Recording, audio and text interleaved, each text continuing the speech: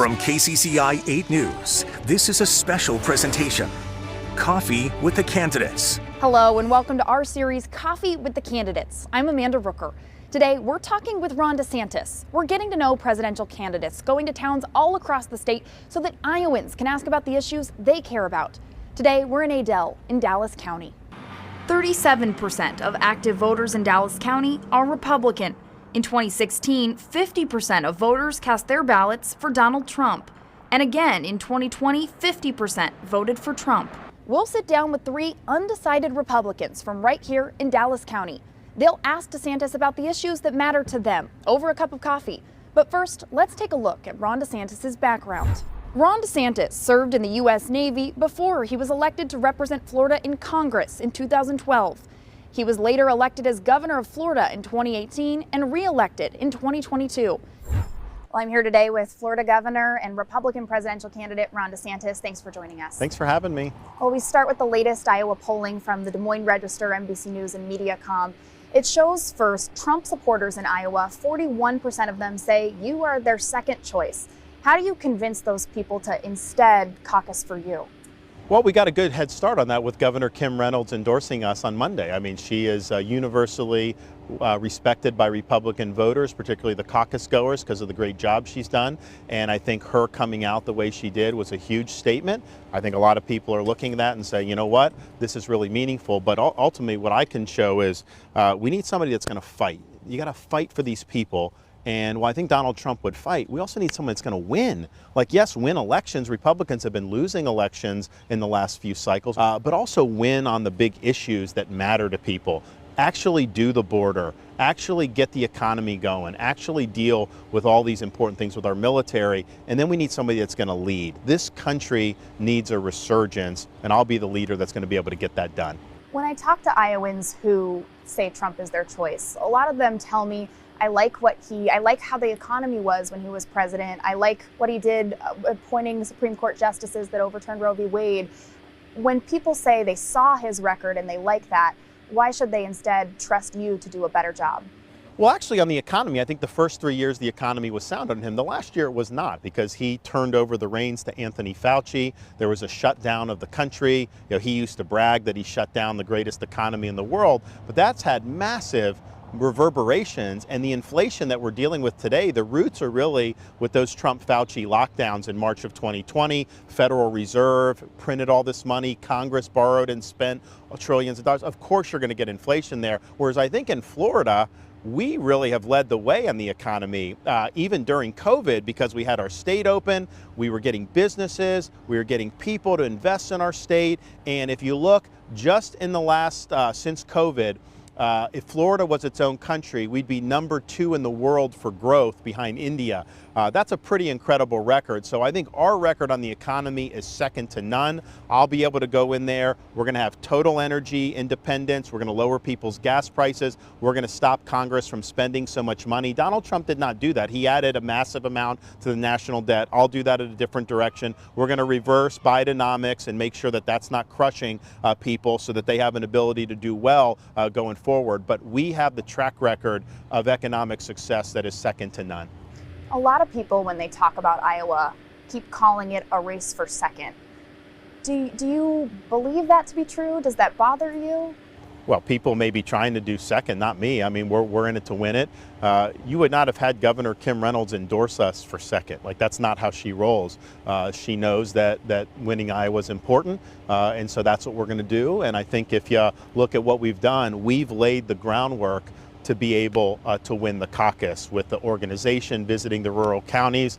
That's not something that you can necessarily quantify right now, but it's something that comes up as people start to make their decisions about who they're going to caucus for. We've put in the work here. We're going to continue to put in the work here. And I want to talk about that endorsement from Iowa Governor Kim Reynolds. Do you see a place for her in your cabinet if you were president, or do you see her as a potential running mate? So I think she could do any of those positions.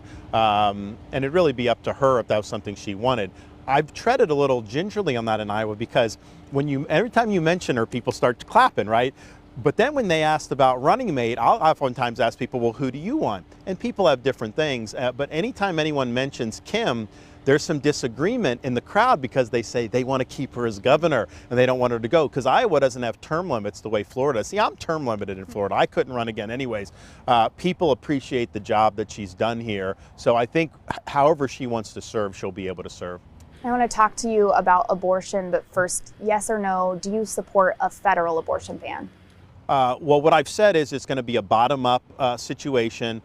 We have to stand for a culture of life. Clearly, states are going to have leeway to be able to make decisions. I know there's been talk about some of these gruesome late-term procedures. Of course, I don't believe that should happen in any state. But the reality is, this is going to be, Iowa is not going to be the same as New Hampshire. I think we understand that. So are you saying, talking about a federal ban, are you saying that it would be difficult to create consensus? When you're talking about a bottom-up approach, I know Nikki Haley has talked about saying, it's impossible right now to get to a federal abortion ban. Is that the same sentiment? But she has basically, she's not embraced pro-life policies at all. I mean, Iowa, as heartbeat bill, South Carolina, I don't think that she's ever said that she actually thinks that those were good ideas, even in the states doing it. So I think she's coming out of a little bit different perspective. But the reality is the country is divided on the issue. And I think you've seen the back and forth at the state level. Well, I can tell you this, though,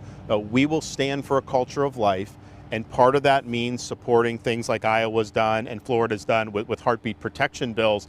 But part of it also means making sure that the fathers are involved.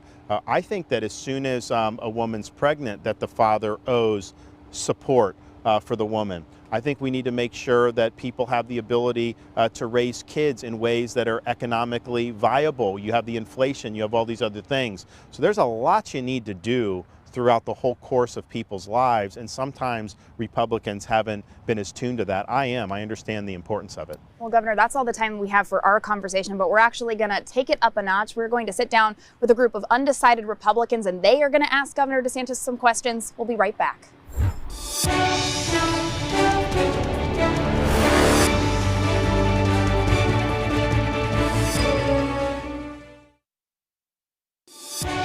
Coffee with the Candidates continues right now.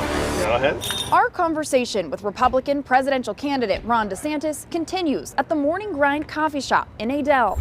Welcome back to Coffee with the Candidates. We're here today with Florida Governor Ron DeSantis. Thanks so much for joining us. It's great to be here. We are also here with a group of Iowa Republicans from right here in Dallas County, and all three of you are undecided in who you plan to caucus for in January. Well, you guys actually have some questions for Governor DeSantis. I may jump in with a few follow-ups as well. Chad, we're going to start with you. You work in construction, you have a background in engineering, and you have a question for the governor about the economy. Yeah. Well, first and foremost, thanks for the opportunity to be here today. The inflation rate's well above pre-pandemic levels. We're paying more for goods and services in all aspects of our life. What's your plan to lower inflation to a manageable level? And that's affected your company, I'd imagine? Absolutely. What, have you had to make decisions as a result? Because, they say inflation is 5%, 8%, but like some of these businesses, it's like things have gone up 50%, 75%. I mean, it's ridiculous. Yeah, we're a sales organization, and keeping pace with price increases has been a challenge the past 3 years. So it's. But we'll do a few things. One, the reason why we have this started with the COVID lockdowns. Supply chain got disrupted. They borrowed, printed, and spent trillions and trillions of dollars. Federal Reserve printed more money and said inflation wasn't going to happen, and it got away from them. Now they've been raising interest rates, and that causes problems in the economy too. So one, we're going to hold Congress accountable for overspending. As governor of Florida, I vetoed billions of dollars in wasteful spending. We've paid down 25% of our state's debt just since I've been governor. Two, the regulatory burden is contributing to this. I'm going to take all the Bidenomics, we're going to rip it out, throw it in the trash can on day one.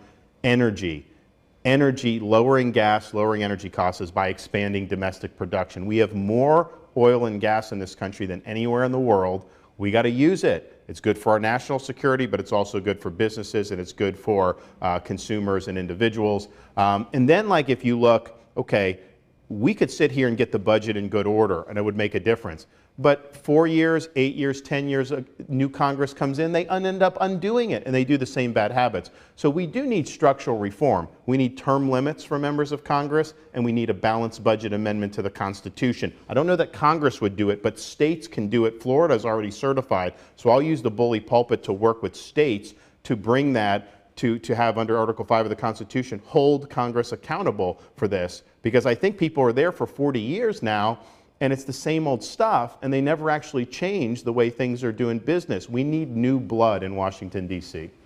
Governor, do you think that's possible to get states to actually try to implement amending the Constitution? That's a big thing that you're proposing. Well, here's the thing. So there's actually an argument that enough states have already certified a balanced budget amendment to go. That's actually probably going to be litigated soon, but there's been a lot that have done it. And balanced budget amendment actually failed in Congress by 1 vote in 1995.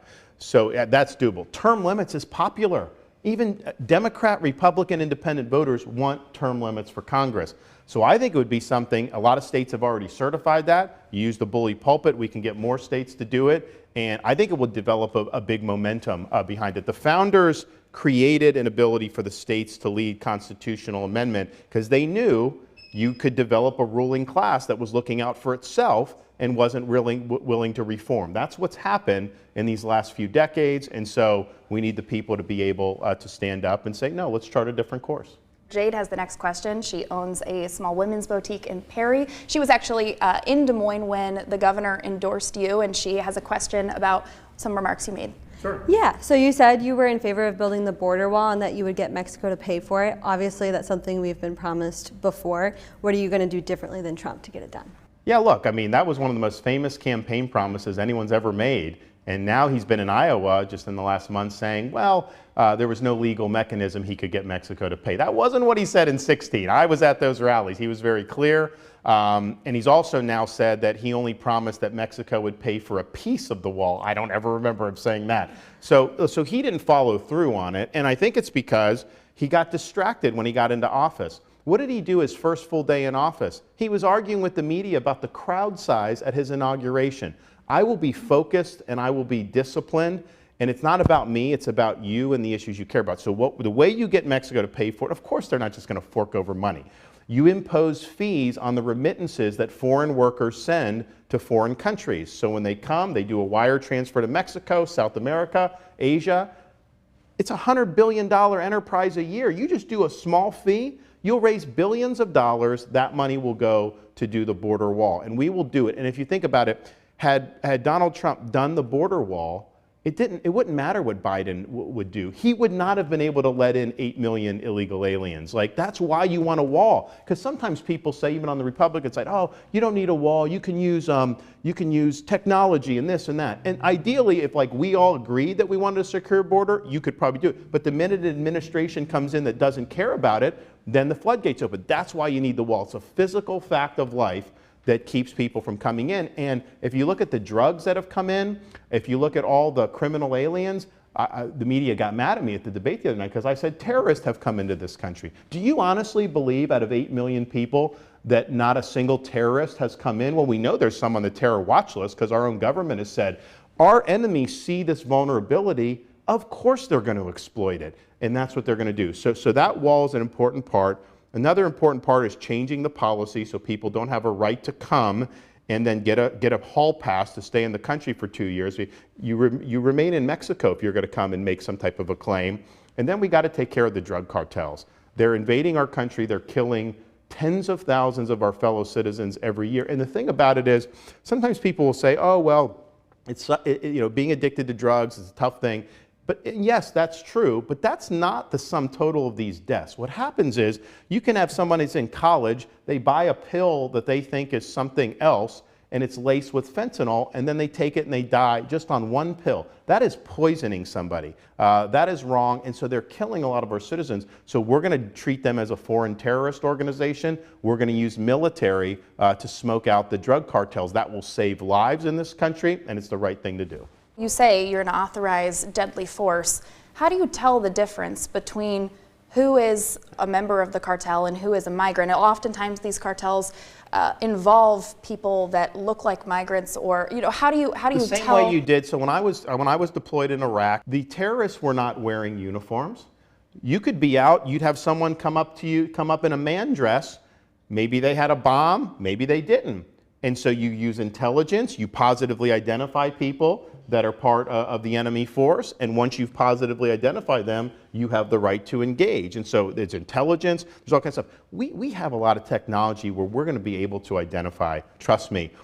These guys, I was in Arizona, and there was actually a stretch of wall there that actually Obama put up. And these guys were working on the wall, and I'm like, what are you doing? They're like, we're repairing it. I was like, what happened? They're like, the cartels cut a hole. And these are big steel. They cut a hole in it and came in. Nobody stopped them. They have backpacks with fentanyl, and they're just coming in. That's a situation where they're breaking into our country. I mean, imagine if someone, you're there with your family, someone breaks into your house. You would repel them from being able to come into your house and harm your family. And yet what? We're just supposed to sit there and let this happen? A president not only has the right, I think you have the obligation to defend the American people when you have hostile forces that are coming into your country and killing your citizens. And you remember, I mean, I was young, you guys were younger, but when 9/11 happened, we were resolved. We were going to move heaven and earth. You do not come in and kill 3,000 people in this country, and rightfully so. Well, they're killing tens of thousands of our fellow citizens. And I talked to a friend the other day who lost his son from a fentanyl really poisoning. And that's a difficult thing, of course, because when you lose a kid, that's the biggest hole that can never be refilled. But what he said was, what added salt in the wounds was the indifference that our DC elites have to this problem. Like they know this is ravaging communities all across this country. They know it's devastating families, and they're not taking the type of action necessary to stop this from happening. So times are going to change on January 20th, 2025. Shifting gears a little bit, we're in Iowa. We're going to talk a little bit about agriculture, a little bit about renewable fuels. Tim's father-in-law runs a family farming operation in Northeast Iowa. He has a question for you about that. Yeah, this is kind of a unique one that I wasn't aware of. So I repeatedly hear him talking about the current subsidies for renewable energy solutions like solar and wind being installed on tillable land, and it's actually taking farmland that he feels should be used for food, and they should use it elsewhere. What would you do to implement more common sense measures of renewable energy? As well as, do you see an opportunity for nuclear energy in the future? Yes, on nuclear, and yes, I agree with your dad about I want that land used for farming. I think it's really important. I think it's good for the economy. I think it's good for our national security to have food security. I mean, I want this here in Iowa to be an integral part of this country's future. So I'm not one that would want to impose mandates for wind and solar. I would take those mandates away. I'm not opposed to people if they want to do it, but to try to force that, I think is a mistake. I also oppose what Biden's done to force electric vehicles. I think that's something that's going to be expensive for a lot of people. There's not a lot of demand for it. I think it's going to be bad for our auto industry. I think it'll be bad for jobs. It'll be bad for liquid fuels because people won't be using that as much.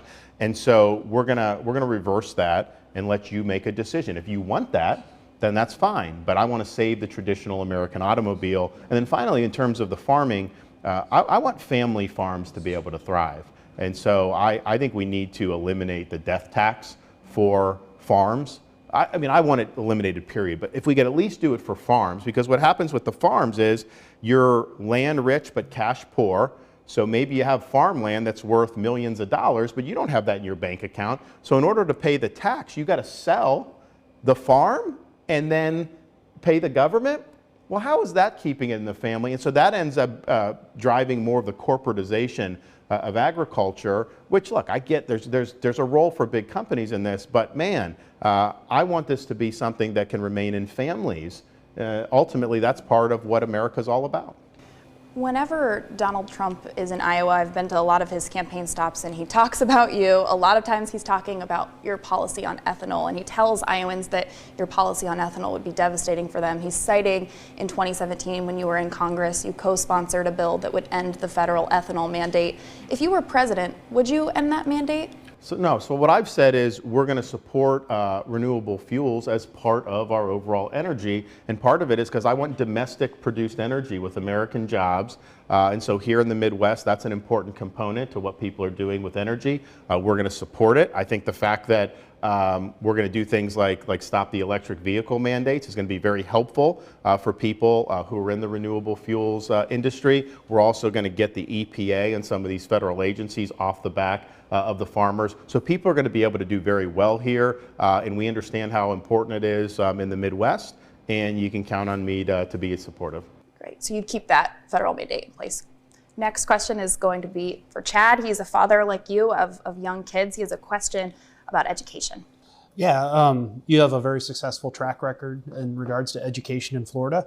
How would you apply those successes from your role as governor to the rest of the Americans? Well, look, I think that this issue we've got to get right as a country, because I think Iowa's done good things. I think Florida's done good things, but I think a lot of areas are really, really struggling. And part of it was they locked kids out of school for a long time. We fought to keep schools open. Your governor here did a great job, and it was really important to do. But we've had a lot of learning loss. Our kids are really struggling. How do you do that? Well, one of the things I think you have to do, we have to empower parents. So part of that means parents' rights to direct the education and upbringing. They should have the right to access the curriculum. How are we in a situation where people are jamming pornographic materials in a 5th grade classroom? That is wrong. In Florida, we've done something about it. Ultimately, though, parents need to be able to make meaningful choices about what school their child attends. And so we have universal school choice in Florida. Since we've done that, our school districts have done better as well, because they have to up their game. If charter schools are offering, if private schools are offering, school districts have to offer. So we're much better off in education today than we were 25 years ago. It's not even close. I think we need that nationally. So how do you do it? Because I look at like Chicago or Philadelphia, they're never going to be able to give these kids any type of lifeline. The teacher union controls the entire education apparatus, Los Angeles, all these places. So we're going to do a program federally, not through education department, because I think that's a problem, but through the Treasury Department, similar to what we have in Florida. Corporations can write off a certain amount of their tax liability. It goes to a scholarship granting organization like we have in Florida, and then there's criteria, and parents can apply, and you can get a scholarship, $7,000, $8,000, $9,000, whatever it would be. We did with $1 billion a year, we did 100,000 kids with scholarships. So if you just did $25 billion nationally, you would be able to give scholarships to an awful lot of working class families. And I think that would liberate them from what's going on, and I think it'd be a huge deal. The other thing we've done in Florida is we've recognized you can't have colleges and universities just be hotbed of indoctrination. That's not serving our country well. Look what's going on at like Harvard and Penn with the anti-Semitism. You have students out there protesting in favor of Hamas. These are terrorists, and this is what's happening in our universities. So there's some sickness there that I think we have to address, and we're going to address it through, we're going to break up this accreditation cartel. You're going to be needing to be a traditional university with a classical mission if you want to get accredited to get federal money. And we are going to yank federal money from some of these universities that have gone totally off the rails. It's not serving our country well. And I just think to myself, you know, you graduate from like Harvard Medical School now, and it's like, okay, can a man get pregnant? If you can't even answer that question, that tells me they're indoctrinating people in those schools. They're not doing the evidence-based type of education that we used to think was the way forward for this country. So taking the ideology out of those institutions, focusing them on the classical mission, we've had good success in Florida on that, but we need to do it nationwide. Time is flying here, so we only actually have a couple minutes left. Tim, you have the next question. Okay. With the country more divided than ever before, how do you feel you would bring people with different viewpoints to the table to discuss a better solution for all? Well, I think part of it is just my philosophy is if I take a stand on an issue and that's where you want me to be, you can count on me. I will be there for you. I will get the job done. At the same time, you may have a battle on an issue. There may be the next issue that comes. Some of the people you battled with on the first issue, you may be able to work with on the second issue. So I may disagree with someone 80% of the time, and we'll fight those battles, but you also got to be willing to work together on the 20%. And that's what I've done in Florida. You look, some of our high profile things where we're standing up against Fauci during COVID, the Democrats opposed me on that. They wanted lockdowns. When we stood up against Disney to make sure we didn't have the sexualization of the curriculum, the Democrats opposed me. They wanted that in the schools. Okay, fine. But a lot of the other stuff we've done, I've gotten unanimous support for a lot of what we've done. We've restored Florida's Everglades more than anyone thought was possible. We've raised teacher salaries. We've done things to help police recruitment that have gotten that. So that's just how I am. I don't take the stuff personally. Politics, people will attack you. They do that. That's just part of the business. You've got to be, as a leader, you've got to rise above that. You've got to say, okay, here's an issue. I need to advance this for the betterment of the people I represent. You fight that. We only have 1 minute left. Jade, you're going to have our next question. Yeah, what are your thoughts on sending billions to Ukraine, and how would your foreign policy be different from the current administration's? Well, they've sent billions and billions and billions to do things like pay salaries for bureaucrats in Ukraine,